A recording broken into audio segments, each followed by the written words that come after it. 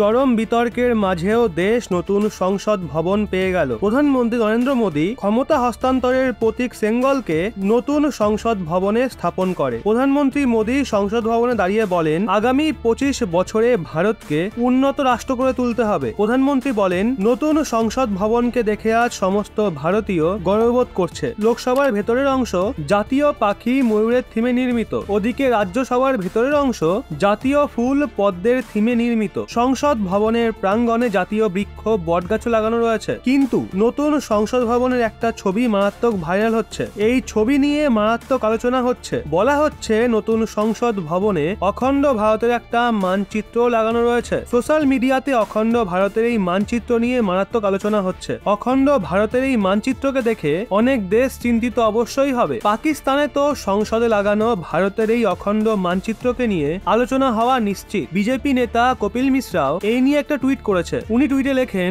গোটা বিশ্বে হিন্দু সংস্কৃতি আবার সম্মান পাক, পুরাতন রাষ্ট্র পুনরায় নতুনভাবে নির্মিত হোক। নতুন সংসদে অখণ্ড ভারতের মানচিত্র লাগানো রয়েছে। অখণ্ড ভারতের এই ছবি শেয়ার করে এক সোশ্যাল মিডিয়া ইউজার পূর্ব প্রধানমন্ত্রী অটল বিহারী বাজপেয়ী মহাশয়ের কবিতার দুটো পংক্তি লিখে দেন। এই কবিতায় পূর্ব প্রধানমন্ত্রী অটল বিহারী বাজপেয়ী মহাশয় যা বলেছিলেন তা হলো, দিন আর বেশি দূরে নেই, খণ্ডিত ভারতকে পুনরায় অখণ্ড বানাবো। গিলগিট থেকে গারো পর্বত পর্যন্ত স্বাধীনতা দিবস উদযাপন করব। অখণ্ড ভারতের এই মানচিত্র ছাড়াও আরো একটা দৃশ্য নিয়ে মারাত্মক চর্চা হচ্ছে।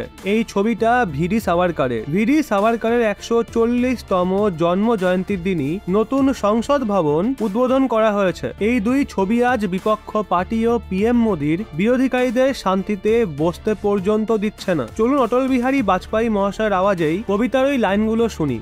दूर नहीं खंडित भारत को पुनः अखंड बनाएंगे, गिलगित से गारो पर्वत तक आजादी पर्व मनाएंगे।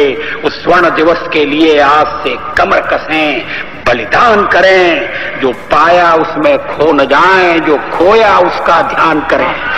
তো বন্ধুরা, অখণ্ড ভারতের মানচিত্রটা দেখে একজন ভারতবাসী হিসেবে কি আপনার বুক গর্বে চওড়া হয়ে উঠছে না? দেশের পুরনো গৌরবকে ফিরিয়ে আনার জন্য আমাদের কি কোনো দায়বদ্ধতা নেই? অবশ্যই আছে। তাই গর্বের সঙ্গে বলুন, ভারত মাতা কি জয়। अखंड भारत, अखंड भारत, अखंड भारत की अखंड भारत, अखंड भारत बन जाए।